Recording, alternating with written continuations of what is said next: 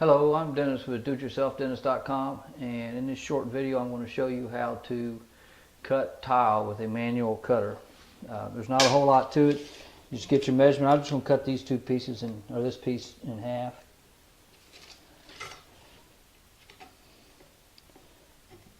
You get your measurement, make your marks. And you open your tile cutter up like that, and you just line it up with, there's a like a center hump on the saw itself, and you just line it up with it, and then you line the other end up with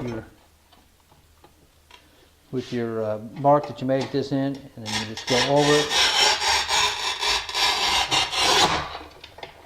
and then you got the little breaker, and you put that on the end, and you just squeeze it. And voila, you got a piece. So that's all there is to cutting tile. Check out my other videos at doityourselfdennis.com, and thanks for watching.